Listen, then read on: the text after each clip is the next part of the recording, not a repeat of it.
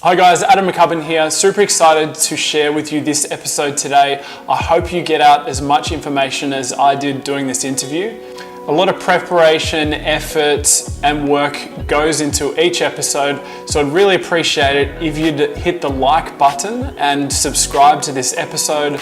Plus, if you want to leave a comment below, ask any questions, I'd be more than happy to get back to you. Just a quick announcement, this show is now brought to you by MyProtein. MyProtein is an online company that sells supplements, training apparel, and equipment. It's a company that I've used for several years and highly recommend their products. I'll put a link to the website below, plus a 25% discount code if you'd like to purchase products from there. And without further ado, here's the episode.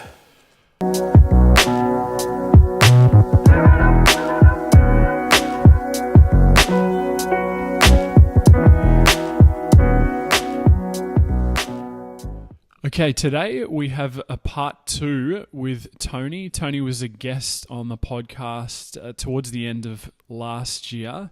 And today we've got something a little bit different. It's not just an interview based, but a bit of more of a conversation around a seminar that Tony spoke at several weeks ago. And just a little bit of a snippet. If you want to improve your health and fitness and discover your motivation to achieve your health goals, this conversation will answer those questions, and it's based specifically on a seminar that Tony recently conducted in Melbourne. You'll learn motivation, why motivation alone doesn't work, and you'll discover the key drivers in the actual facts that influence motivation and the key principles behind that. If you find it difficult to reach your health and fitness goals, you'll learn how to find inspiration to succeed and achieve your goals. So welcome again, Tony, to the podcast. Great to be here, Adam. And what have you been up to since last time we chatted? I think we spoke late December, and yeah, it's been a little while. So what have you been up to since then? Yeah, so absolutely. Adam, just been involved with my continuing of writing and speaking commitments and doing a lot more online courses, which is an avenue that I've recently explored and something that I'm quite passionate about. And also about working with an international author in a mentoring capacity, which I'm quite excited about. And taking the writing to the next level. So that's all been quite exciting from my end. Yeah, and you've obviously been quite prolific with your writing. I follow obviously your blog articles, and you're putting out, is it 2 or 3 articles a week? Yeah, at the moment about 2. Yeah, it's impressive. I emulate. I try and get articles out, but you've obviously stepped up to that level above, and you're consistent with all that sort of stuff, which is fantastic. Well, I think I've just found a rhythm, Adam, and I just stick to it and a template and follow the template as best I can. And sometimes if I'm lagging behind or I get behind because of illness or life catches up, I get a bit antsy and try and stay ahead of the curve. Yeah, fantastic. All right, well, let's get into it. Can you just explain, just as a snapshot, now obviously we're going to get into the weeds and into the nitty-gritty in the coming minutes and conversation, but can you just give us a snapshot of what the seminar is about and what we're actually going to talk about today? Sure, absolutely. So it's really about discovering our personal motivation for health and fitness to achieve our goals. You and I have been working in this industry now, the health and fitness industry, for probably coming up to about 15 years, I would say. And I would dare say that the common theme that we often experience with clients and audiences is the theme of motivation, and that is, I'm not motivated to train, yet I want to achieve my goals.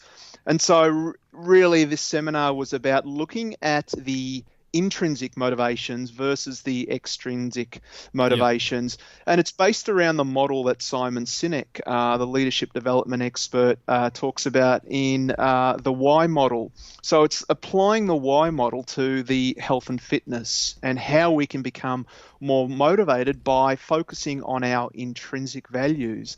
as opposed to the extrinsic values. Yeah. Can you just explain what is for people that might not be familiar with the term intrinsic and extrinsic motivation? What is the difference between the two? Sure, absolutely. So when we're focused on extrinsic values, they tend to be those values or motivation that's outside of us. So, for example, we might focus on motivation that gives us a reward.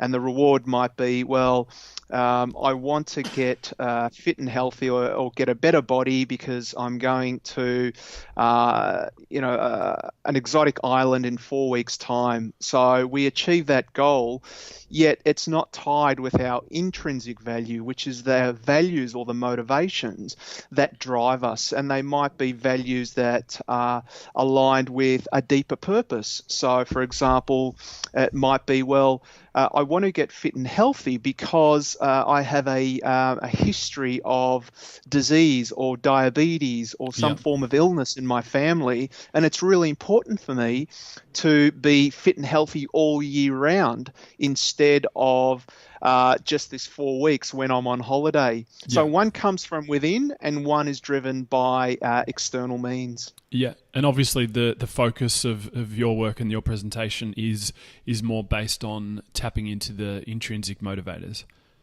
Yeah, absolutely. Hence the why model focuses on developing that keen awareness of why we're doing what we're doing as opposed to the extrinsic values. Yeah. So just a question, as we try and sort of manipulate and change our behaviors, are we focus more on trying to, I guess, inspire it, or are we trying to change it and trick it in certain things? What would be the differences between inspiration versus what we just spoke about before? Yeah, absolutely. Great question, Adam. And it's a question that, seemingly often comes up. And I'll read a quote and then answer the question. And the quote's by Simon Sinek, who writes in Start With Why, his much acclaimed book, where he says, there are only two ways to influence human behavior. You can manipulate it or you can inspire it. And the way I like to think about this topic, Adam, is that motivation to me resembles the idea that as a trainer or a coach, that I've got my hand behind the client and I'm pushing them along in order to help them achieve their goals. If I take my hand away, then they lose their motivation because their motivation is extrinsic insofar as I am the coach. Applying the motivation to them, whereas inspiration is an inside-out job, as I often like to say. And when we use the why model, we tap into that intrinsic model and discover our inspiration. And in seminars, I often refer to Michelangelo, the painter, who was inspired to create paintings, who was inspired to create sculptures. And when we can harness that same model, that same enthusiasm, and bring that across to our health and fitness goals, then we're more likely to succeed. Mm-hmm. Yeah. And can you break down the principles of uncovering what it is that you're trying to achieve, especially obviously in the client situation? So when you're working with a client that might want to lose weight, they might want to put on muscle, but can you talk about the first phase, which is obviously uncovering what it is they're trying to achieve? Yeah, absolutely. So first of all is to undertake a needs analysis and really investigate what is their primary motivator. Why are they doing what they're doing? Why are they here in front of you talking to you about their health and fitness goals? And I've found that this can be quite a pressing issue insofar as the client will often tell you things that you want to hear. So they might say, well, I want to get fit and healthy because I'm getting married in, 6 months' time. It's important for me to look good. So for me as a coach, it's about pressing those issues. Why do you want to look good? Well, because it's important that I look good in front of the family. Why is looking good important? And so when we keep uncovering those layers, we actually get to an emotion, and there is always an emotion underlying our motivation. And when we can open the door to that motivation and the client gets it at that subconscious level or that cellular level, they're more likely to achieve their results. Yeah. And what about people that aren't as clear? Like I've seen over the years, people come to me and they'll give you some arbitrary thing, like I want to lose, 10 kilos, but you can really sort of tell they're not really tapping into anything and they're not really clear as in to what it is. They might say the words like, I want to tone up or something that's non-descriptive. How would you work with a client and even for yourself? How do you get more clear on what and sort of breaking through? I think obviously a lot of people have, there's barriers up they don't want to admit, especially with men. They don't want to show emotion, or even on the other hand, with women, they might not want to divulge too much to you. How do we get that uncovering of truly what they want? So I guess, Adam, it really comes down to coaching and the coaching model, and that is work with what you've got. And so if the client shows up initially and there's some hesitation, it's not about pressing them and getting that information out, because it might require 2 or 3 sessions before they're ready to actually spill the beans, as it were. But it's really about creating a safe haven, a safe environment for the client to feel comfortable. And when we're talking about emotions, we're not necessarily talking about the emotions of sadness or happiness, but we're talking about deep-seated emotions. And we're talking about emotions that relate to a sense of feeling good, because underlying all our wants and our desires is a feeling to feel good. So if an individual goes out and buys a Ferrari, the underlying desire is to feel good about oneself. I've achieved a success in my life, and I want to celebrate that by rewarding myself. So what we need to do as coaches is to really uncover that underlying motivation, but be cognizant of the fact that the client may not be ready to go there just yet. So I guess it comes down to being patient as well, and letting them, I guess, build that trust. Is there any sort of tips for coaches and for people that you would specifically use to build that trust with them so they feel comfortable? Yeah. Good question, Adam. And it's interesting because I was having this same conversation last night with another friend who's a Jack Canfield coach, and he was working with a client with a similar problem insofar as wanting to lose weight, but having these blocks and resistance.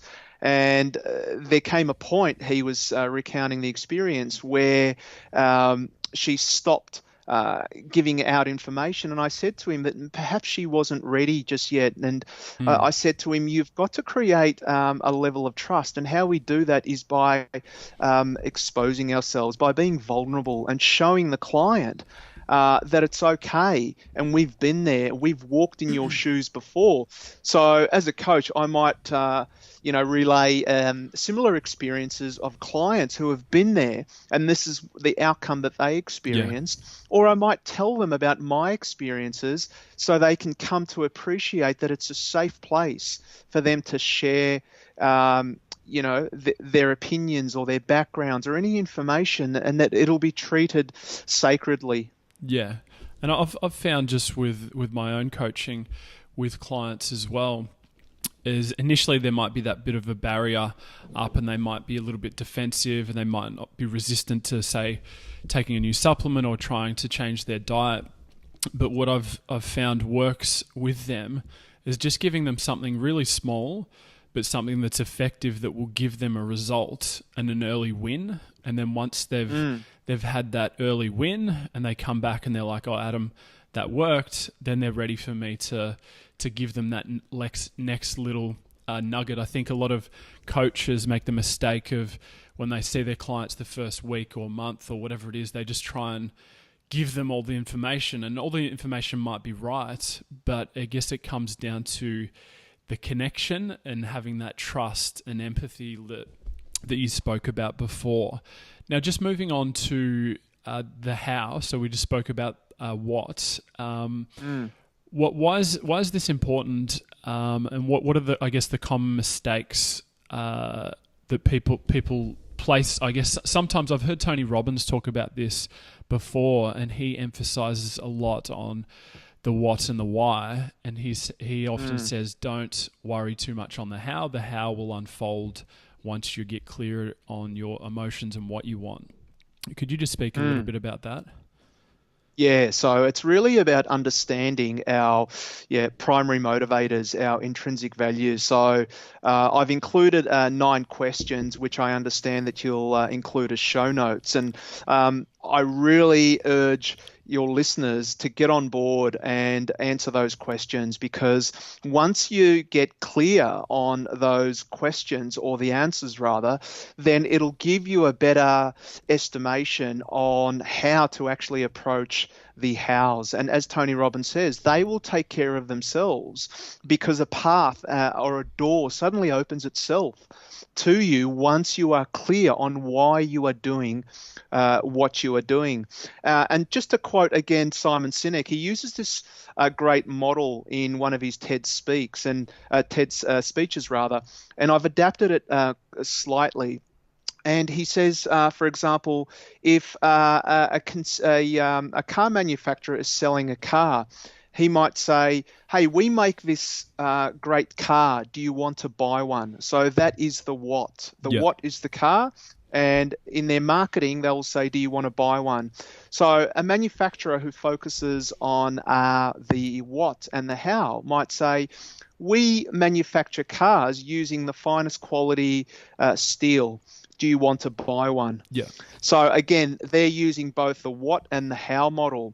Now, a really clever manufacturer who gets the why model will say, we recognize that freedom is fundamental to your pursuit. We manufacture cars using the finest steel. Do you want to buy one? So what they've done is to cut to the chase and recognize the why of their client, and then tell them about the product. And so if we reverse engineer that, we can then say, I recognize as the coach that your fundamental driver or intrinsic motivation is, and then you include the emotion. So it might be to feel rewarded. Therefore, this is how you are going to achieve that end result. Yeah. So you need to start, I guess, with the emotion, and then you reinforce Start with the emotion. It's as Dr. Stephen Covey once said in the 7 Habits of Highly Effective People, and that is, start with the end in mind, or think with the end in mind.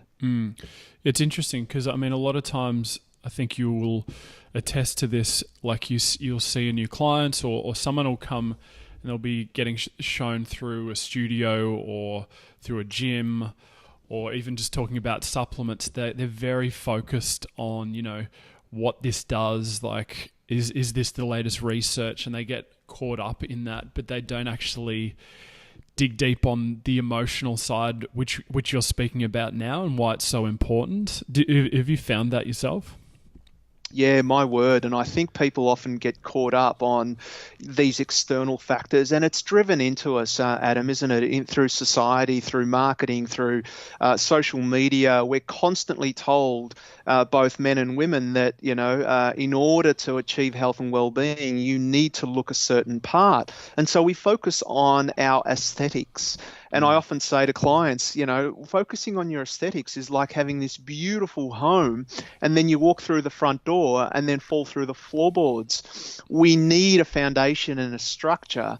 And that's where my role and your role as educators and coaches is to really reframe and educate our clients and show them that there are other ways and more suitable ways that are effective to achieve their health and well-being goals, but most importantly, to sustain them. Yeah. Could you just talk about, if you've got any case studies we could talk about, just an example of how you've connected the dots for them, and in particular with the why, and connecting it all together? Sure. So I've got a client at the moment who I'll call Jane, who is not her real name, obviously to protect her anonymity. So Jane came to me 12 months ago, and Jane is a soccer referee. And one of the things that really interested me with Jane is that had rolled her ankle and had fallen into depression because she identified with her role as a women's referee. And this is a female referee to young female soccer players. So it was really important to her. And in our first session, I probed as to what her motivation was. And obviously it was quite apparent, and that was to heal the ankle and get back to refereeing. So continually probing her and moving into the questions, I found that she was becoming a little bit emotive insofar as I could start to see tears. And I knew that we'd hit a chord because earlier she was recounting a lot of things that she felt that I wanted to hear, such as get fitter, get stronger, get back, motivate these young girls, become a really good referee. And that's all good and great, but it was, what's the pressing issue here? And so Jane revealed that it really was about reconnecting her back to her childhood. And I said to her, what did that mean for you? What did that look like?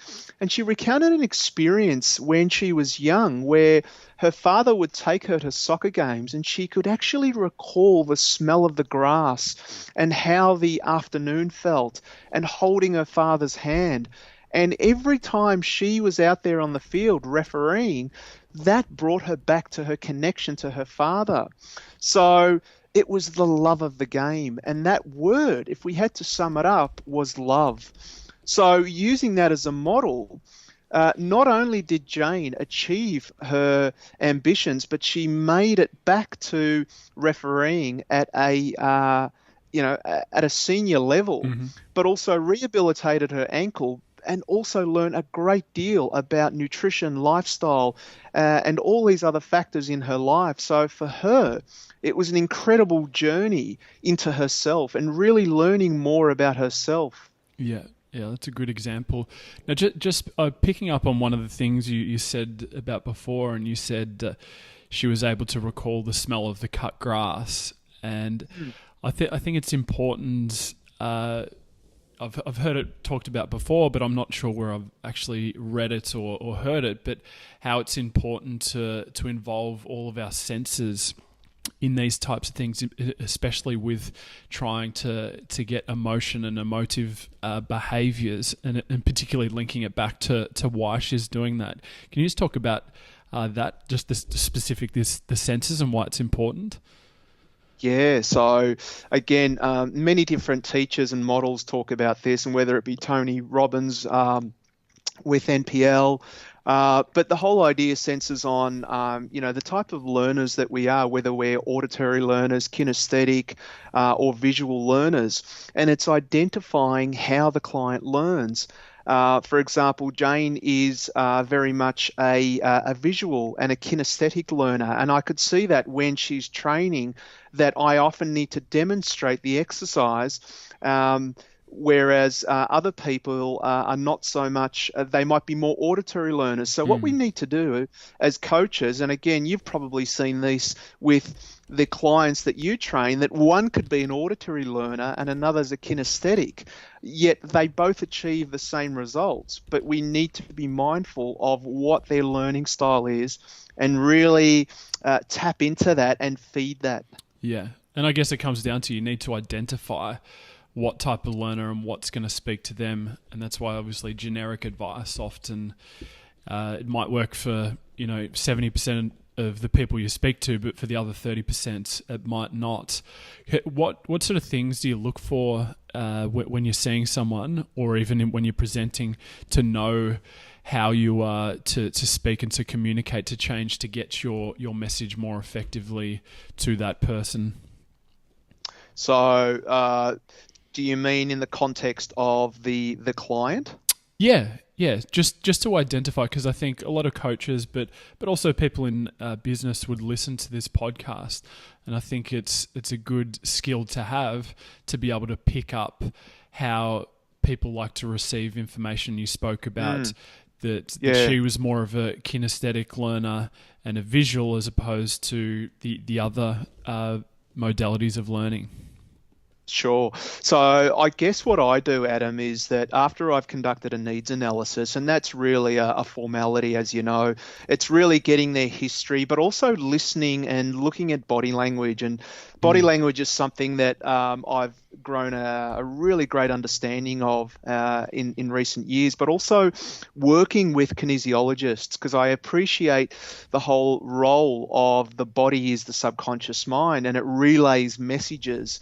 And so looking at the postural analysis, how the client moves, whether there's any changes. So once we've conducted a needs analysis and I've got their history down on paper, I mean, that's all good and great, but it's now, time to hit the road. And so when the client moves, it's looking at their awareness, their movement structure. How do they move? Is their movement pronounced? Is it lethargic? How do they think when they move? Are they thinking with their moving when they're moving? So it's interacting with the client. Do they like to be touched or palpated on their body? If they don't, why? So it's really this constant play with the client and interaction and responding to them, continually responding.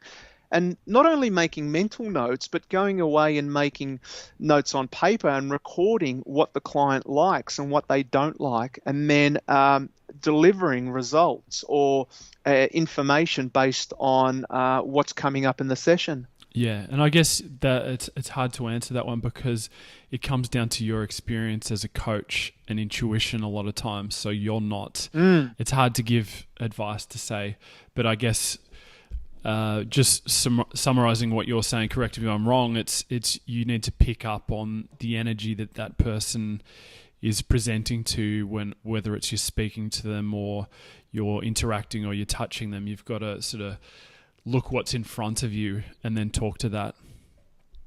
Yeah, and also cues as well. So you're picking up, and I think people coming into the industry, particularly new trainers, that's probably a nuance that they don't establish until 3-4 years into the business, because they're really focused on the semantics or the mechanics of movement. And so until a person really develops that, situational awareness of what is happening with the client, but also empathy as well. I remember, decades ago when I first entered the industry, my mentor at the time said to me, Tony, if your client is doing a push-up, don't hover, above them with your arms crossed. Get down on the ground and be with them and talk to them on that level. So we need to empathize with our clients. And I think also empathy is a gateway or a bridge to help them connect, because it shows them your vulnerability and that you understand their cause. Yeah, it's funny how we focus a lot, and I think whenever you change industries or you get into a certain thing, there's things that you need to learn and you need to know, and you can't pass that. There's anatomy, physiology that you need to know if you're trying to help, but a lot of the focus is on those mechanics, and we don't. This isn't spoken about as much, and it's more people like myself and you that have been in the industry for a while that understand that this is probably makes up more of the percentage success of that individual. What if you had to just guess, how would you place it in terms of percentage of someone's success, whether it's nutrition, whether it's weight loss or whatever it is? How important is this versus the actual semantics that you were speaking about before? It'd be difficult to put a percentage on it, but I think it's important. So do you mean in the context of the client or the coach? As the client, as they're coming in for a specific result, what emphasis is the results going to be dictated on the why and the emotions and the connection and tapping into that for the actual results versus Yeah. just focusing on the how of this. This is the diet. This is the macros. This is the total calories you've got to hit. Sure, sure.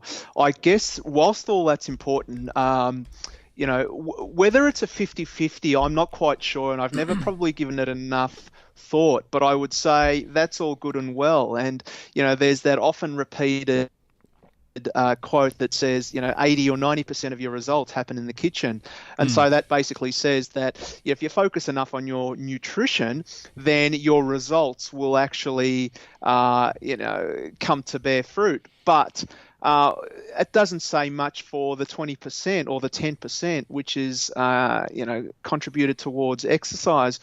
But I think it's about giving them the tools, Adam. And in relation to your question, it's re-educating the client to not think so much in terms of strategies, because strategies will take you so far in your health and fitness journey. It's about developing the understanding, the capacity, and the awareness how to use those strategies. Because if you take an individual out of their context, for example, when I often say to clients, okay, if you focus on strategy alone, what happens in a crisis or an unfortunate event where you get the flu and you're bedridden for 4 weeks, or a family member passes away? How do you handle those situations? Now, if I teach you a strategy, it may not work for you, but if I give you the inner resources to deal with that, then when and if an unfortunate event surfaces, then you're more likely to approach it with, an open mind and move through it better. Yeah, that completely makes sense. And I think the thing that I've found along the way as well is if you focus a lot, if there's people with short-term goals, focusing on, the specifics of, okay, follow this 2,000 calories, eat 120 grams of protein a day. But if they don't link it to an emotional thing for longer term, then that when they get to that goal, whether it's, their wedding or, their beach holiday that they want to look good in a bikini, if you don't pin it to a bigger thing, in 10 years' time, that weight comes back on. And it's a fairly generalized statement, but a lot of people that lose substantial weights, and I don't have the actual study in front of me, but there's been several longitudinal studies that have spoken about people that lose over 8 and 10 kilos. It's like 80 or 85% of them put back on that weight plus more. And I guess that's what we're talking about here, is if you don't have that emotional connection and reason to do something in the longer term, that you're not going to attain it. And the same principle, Adam, applies to people that win the lottery. Though they've tracked them, and those who have won the lottery, I think within 5 years or a decade, I think the figure was somewhere between 70% or higher, had actually lost all that money. And it was Warren Buffett who once said, if you can't manage your emotions, then you can't manage money. And what he was talking about at the time, and just bringing it back to health and fitness, is that he believed that we have about a 10% leeway between loss aversion. So, for example, if you lose 10% of your wealth, it's not so much a big deal.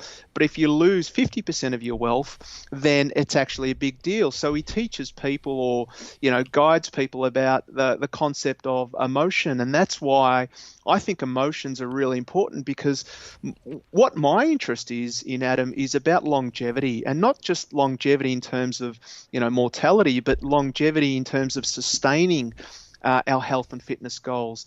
Because in this era, everyone is talking about, how you can get those six-pack abs in 30 days or less. But they're not talking about, how you can sustain it. And our industry has now become built upon this facade of get your results quicker. It's almost a hit and a grab type scenario. Yeah, it's funny you said that. I remember reading a post from Craig Harper, and he talks about 6-week abs or 12-week abs, and he's like, how about you try my 5-decade abs program? It's like you might be able to get there, but it's as Dan John said, it's little and often over the long haul. It's what you do over years and decades that will give you the sustained results. Now, just you touched on a little bit before how we arrive at our decisions. Now, if you could just describe for us conscious versus unconscious decisions and decision making, and what I guess is best practice. Sure. So I guess when we're talking about conscious and unconscious decisions, predominantly our unconscious decisions are those that are driven by our reptilian brain. So they're programming or programs that have been instilled in us from a very young age, and they might be programs that relate to beliefs. So we might hold certain beliefs about our health and fitness goals. So people find that one of their beliefs might be centered around plateauing, and you can probably identify with this, and that is when I reach a plateau, that is my what's called a set point, that I cannot achieve greater weight loss beyond this point. So if we go into a situation with unconscious beliefs, it's really about investigating those and what I like to call a self-inquiry. And I use a number of different methods, but it's looking at the beliefs. What is the belief? Is it true? How can we reframe it? Because often enough, Adam, it's those unconscious beliefs that are holding us back. And then we have the conscious mind, which is saying, hey, Jane, I really want to get back to being a soccer referee. But then the unconscious belief might say, well, who are you to be a soccer referee? You've been injured, therefore you are weak and frail. So it's really about reconciling those beliefs and examining them through self-inquiry. And we might say, well, are these beliefs true? Where is the evidence that these beliefs are true? And so we go through this process. And so it's not all about nutrition, about movement. It's about sitting down with the client and helping them see that their thoughts may or may not be conducive to actually achieving their long-term results. Mm-hmm. But if we've got this opposition between the conscious and the unconscious, then almost invariably the unconscious or our subconscious desires will dictate. They will win every single time without fail. Yeah. And so obviously it's a huge part of it in success. How can we sort of feed the unconscious mind, because it's I guess a little bit more tricky. You're not in complete control, but at a different level that your unconscious mind is always learning, always working. How can we sort of feed that and use that for the betterment?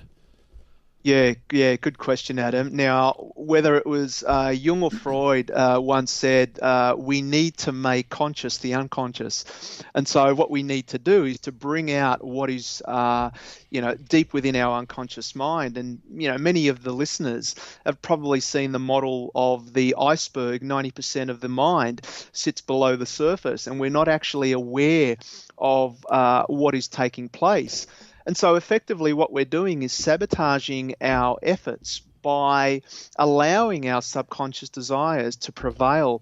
And it might be, the classic example that clients often talk about is, they're on this nutritional plan to lose weight, but then at 4:00 in the afternoon, they have this, craving for sweets. And so the office party comes around, it's, John's birthday, and suddenly they have 3 pieces of cake.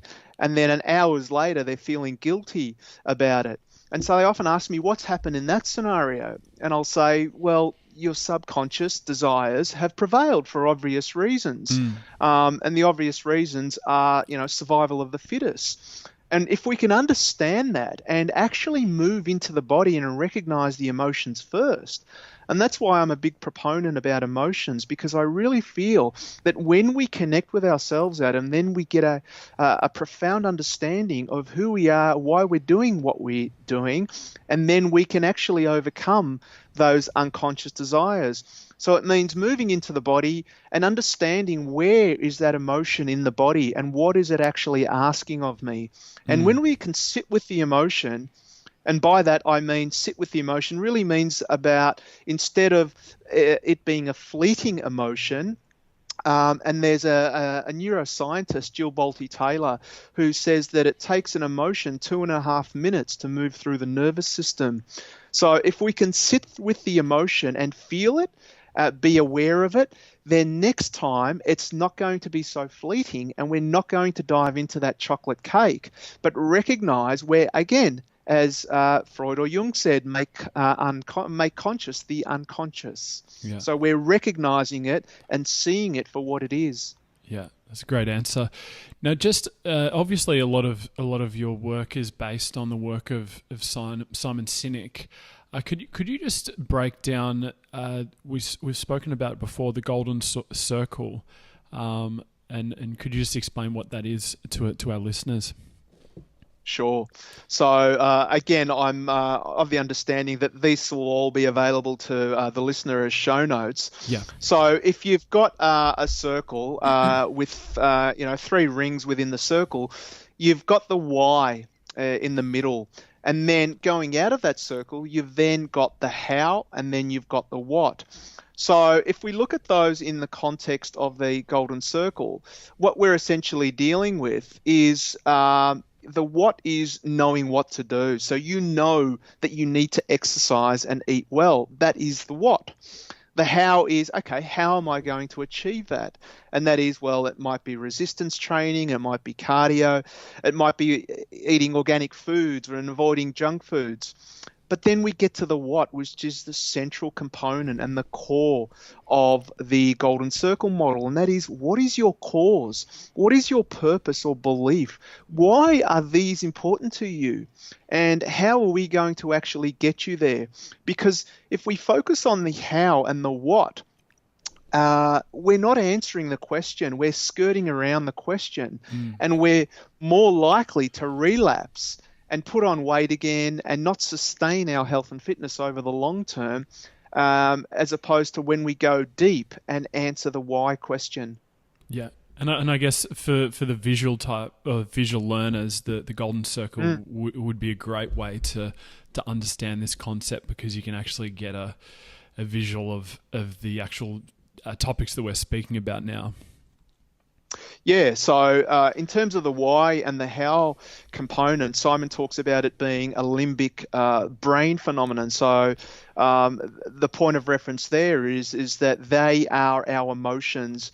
And he suggests that our emotions are so strong that they've been wired into our DNA over centuries to allow us to make better decisions. So again, getting back to that example of the chocolate cake, the conscious mind, which is the area of the neocortex, if we go into trying to rationalize why we are eating chocolate cake, yet our urge and desire is to eat chocolate cake, then the neocortex plays a secondary role to the limbic brain, which is dictating that this is something I need and must have. So it's really about understanding our emotional drivers at the end of the day. Yeah. And so how does the limbic brain then compare to, say, the neocortex? What is the difference between that? I've heard that spoken about before in Simon Sinek's work. Yeah, sure. So in terms of the neocortex brain, it's really responsible for our, rational and our analytical thought and language. So, it's those everyday models when we're making decisions, trying to rationalize. And whilst I appreciate that, most psychologists now talk about the left and the right brain hemisphere differences being a myth, the limbic brain then, which is the realm of the how and the why components, are responsible for our feelings in, that sense of trust and loyalty. But more so, it's responsible for human behavior, but it doesn't have any capacity for language. So it's an absolute feeling of trust. And then again, if we go deeper into that limbic brain model, it's also the seat of intuition and decision making, and the part of the brain, gut feeling, and it drives our behavior. Sometimes I'll ask a client, for example, have you and if it's a woman, have you bought a pair of shoes or a dress that you saw in the window, knowing that you were budgeting at that time of the month? And they said, oh yeah, a million times over. And I said, well, what contributed to your decision? And they said, well, I just had to have it. So what they're telling me in that instance, Adam, is that their limbic brain, they're at the will of their limbic brain who is driving their decisions. And so most people walk around through life really being driven by their unconscious desires and their emotions, instead of just looking at them, sitting with them and recognizing those emotions. Yeah. Great answer. With now, just moving into habits. Now, obviously, this comes back to the subconscious, because once we ingrain powerful habits, then it becomes we're consciously not making decisions on a daily basis. Can you just talk about how we can effectively integrate them using this model? Yeah. Fantastic. So I guess, Adam, at the end of the day, it's all good and well to have our why model, and it answers only part of the equation. And that equation is, okay, why is the client here? What does the client want? Why do they want what they want? And how can I help them achieve it? But once we take that trip down the highway towards their health and fitness goals, it's really about implementing rituals or habits. And the habits are the foundation or the backbone to achieve those goals. Because knowing why you want to achieve a goal is all good and well, but we need a set of principles and habits to fall back on. And so in the presentation, I talk about 6 different what I call powerful habits that are foundational to help people actually achieve their health and fitness goals. And again, I'm talking long-term here. So we're talking long-term maintenance instead of achieving something, short-term, whether it be, a beach body in 4 weeks' time or getting married in 6 weeks' time. It's sustaining this model over time. Yeah. Now, we've spoken about before, I think even in the previous interview, we spoke about how his psychology is dictated by your physiology. And the importance of this. What are some recommendations and thoughts around how you can get yourself into a compliant state for applying this, but also getting yourself in a state that you can feed your subconscious mind as well? Yeah. So I think in our earlier discussion, we talked about the different types of models that we use, whether it's, guided imagery or, exactly. thoughts.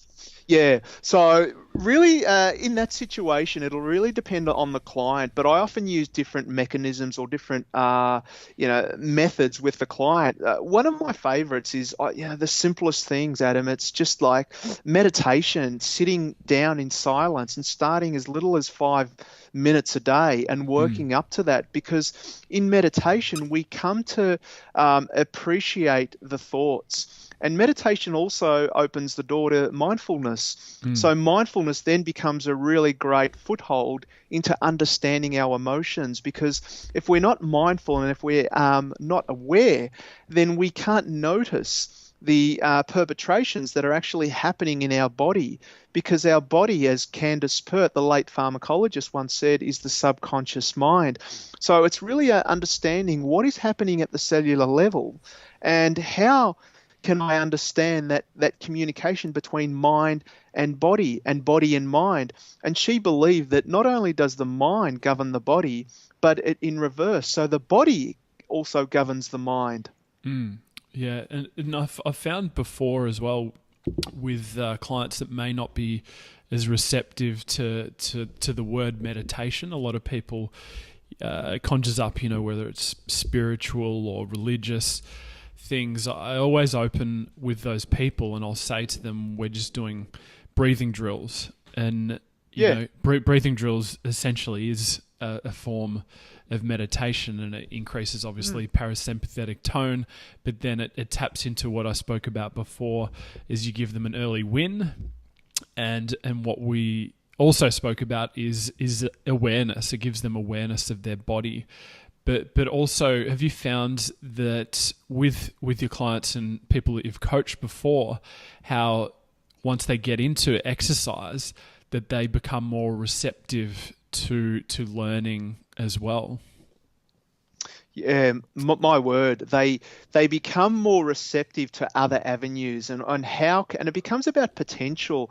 How can I explore my potential along this medium? And I mean, as you know, Adam, I work predominantly with corporate individuals, and these are people that I often say are athletes in some sense. And when I talk about athletes, they're performing at such a high level, and they have these things that are thrown at them, such as, KPIs and performance bases. And so they're rushing about their day 5 days a week, and some probably 7 days a week, constantly in this fight or flight, this, sympathetic dominant response in their body. And it's really about helping them to stop for a moment, move into their body, whether we call it meditation, silent breathing, or sitting alone in silence, and just helping them recognize what is actually occurring beneath the surface. And many years ago, I worked with a number of lawyers, both barristers and solicitors, who are highly stressed, and helping them move into their body and just recognize what is actually taking place beneath the level or beneath the surface, instead of being caught up in that, left brain thinking all the time. Yeah. Now, we've spoken about it before offline. I don't think we've spoken on the podcast before, but I know that you are a big fan of journaling, and a recent podcast guest, or several of the guests, have spoken about the benefits of journaling, in particular Jackson, the last podcast guest. Can you just speak about the benefits of that, but not necessarily your generic sort of science-based answer, more based on what it's done for you, and specifically how it's improved your life and what you believe it does for yourself? Yeah, so with journaling, Adam, it's really about dumping your thoughts on paper, because, as you probably know, evidence suggests, or science evidence suggests that we process anywhere between 70 to 80,000 thoughts a day, and many of those thoughts are actually fleeting experiences, or they're runaway thoughts. They pass so quickly through our mind that we don't even recognize what's happening. So journaling is a process where I've found that I can actually not only put down my thoughts on paper, but I become my own counselor and psychologist. So with journaling, I think the mistake that people make is just dumping their thoughts on paper and then moving on to the next day. But what I'd like to emphasize here for your listeners is to actually be aware of what you're putting down on paper, because it's all good and well to say, well, I was feeling stressed yesterday because my boss, didn't like that project that I presented. But then how can you actually resolve that? So I ask clients to normally journal what the issue is, whether it be an issue or a success that took place that day or that week, and then how can they use that. So, for example, with the example I used a moment ago, how can I use that reference to actually solve my problem? So then I get them to, make a list underneath and apply techniques. So they might put down 3 models of actually solving their own conundrum, as opposed to just writing down what has come to mind. Yeah, and I guess that comes back to awareness then, because if you're just writing all this stuff and then you're not examining your thoughts and emotions, then you're not going to be aware. Yeah, so again, I really like the work of Byron Katie, who created a program called The Work, and she uses 4 questions, and those questions are really quite powerful. So I try and use a similar model and ask the client to actually go through those questions, but look at what scenario is taking place in their life in terms of their thought, and how can they resolve it. And it doesn't necessarily need to be right. So if the boss was unhappy with the project that you presented and you come up with 3 different solutions, neither of those solutions may be correct, but what you're doing in that scenario is using that part of your mind to find answers, that reticular activation system you're using that part of the mind to actually source and scour for answers. And the more you journal and use that model of thinking, the more adept you become at actually finding solutions to your own problems.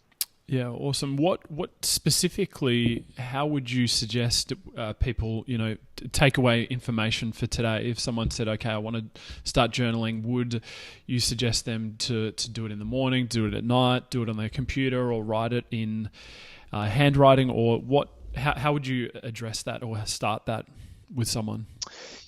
Yeah, so generally I find out what type of work they're involved in. So if they're a person that's on the computer all day, I might say, there are so many really good apps out there on smartphones that a person can use. The apps are really good. I think the problem with apps, though, Adam, is that a lot of them can be dictated to. I like the process of handwriting still, because handwriting is actually quite kinesthetic, and kinesiologists will tell you. So it's almost purging. So again, personally, I tend to go through my journal at the end of the day and just write down my successes, my fails, my wins, any problems that come up. And it's literally a 5-minute moment. So I would suggest start with the end of the day. And you needn't start doing it every day of the week, but let it become something that develops. So you might start doing it Monday, Wednesday, Friday, or even twice a week, and let the momentum of it actually drive, the longevity of the practice. Don't try and force it, because as I've noticed, if it's been forced upon the individual, then they're less likely to maintain that behavior. Yeah, and I guess it comes down to, just drip feeding that information and not putting too much expectation on it, because if you put, a lot of pressure on them to do that, they're not going to be as compliant. They've got to have that level of awareness that it's going to do something for them to better them. It's not for your benefit at all. Yeah, that's right. Now, where can people find out more specifically about this content?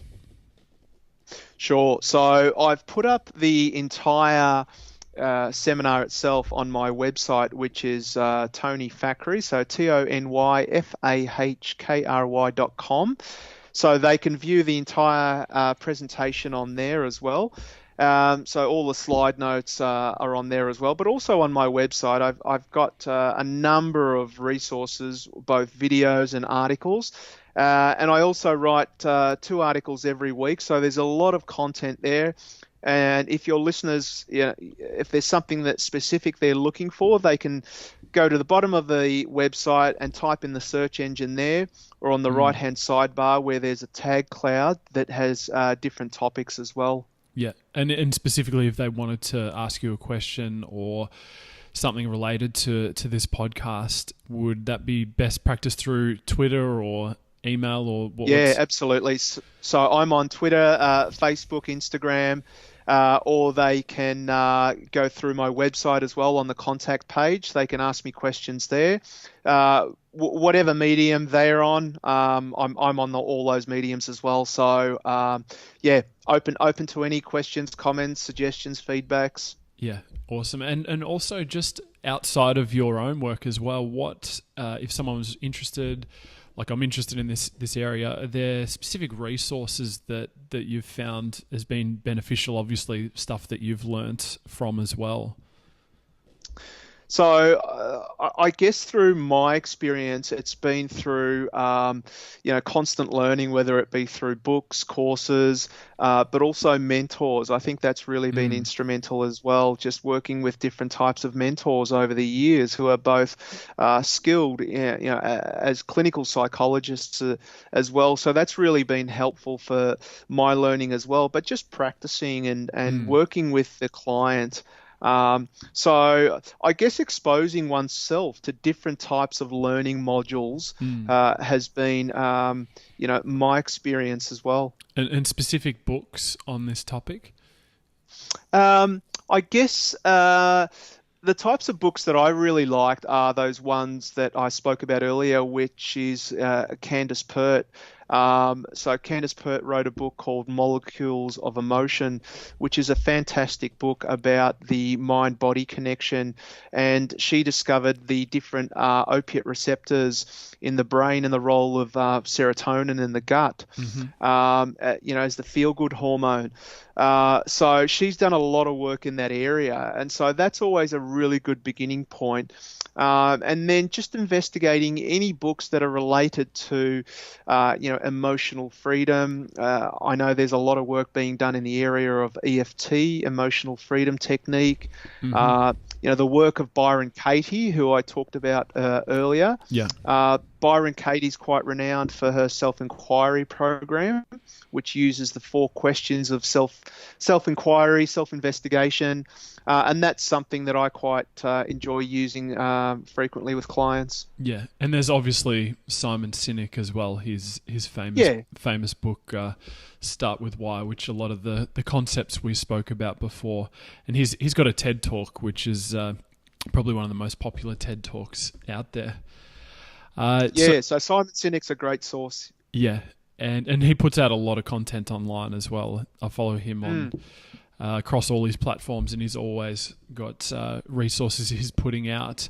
Now, since we last spoke, is there any particular films, documentaries, TV shows, or learnings that have struck a chord with you?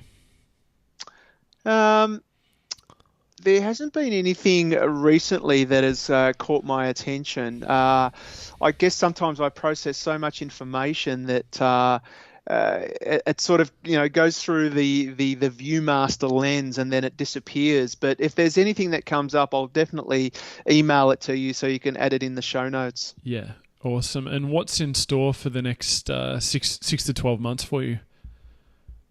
Working with a mentor at the moment, really honing and developing my writing, taking that to the next level, and hopefully write another book, get that book published by a mainstream publisher, and continue doing more coaching sessions with clients, which I really enjoy, and also speaking engagements. Yeah, and just out of interest, do you do online coaching as well? Yeah, that's right. So I do a lot of online coaching via Skype. So if there's anyone out there that's interested in, looking at the mind-body connection, and by that I mean really looking at how they can achieve their goals and investigate any beliefs or anything that's holding them back, then that's an area that I really thrive on and something that I do quite a bit. Yeah, awesome. And I guess we're just coming to the end now. Is there any final parting thoughts or words of advice for the listeners? I guess the thing is that once we've identified our why, Adam, is that really focus on our habits. And if we have a really good base for habits, then we're more likely to achieve our results. But I guess the underlying motive or the thing that we really want to understand is that life is this constant learning. And so where we think we fail, whether it be, we're putting on weight instead of losing weight, if we're actually mindful and aware enough and taking notes and observing what is taking place, that can help us sustain our future success. So I often say to clients, nothing is a failure unless you stay stuck or mired in that situation. So again, for all the listeners out there, there are no such things as mistakes. There are only undesired outcomes, as Tony Robbins once said. So constantly learn and don't be afraid to make mistakes, but learn from them. That's great advice. Thank you very much for your time today. It's been fantastic to go through this content. It's good for me to learn as well, and no doubt the listeners will get as much out of that as I have as well. So thanks again. Thanks for having me, Adam. I appreciate it.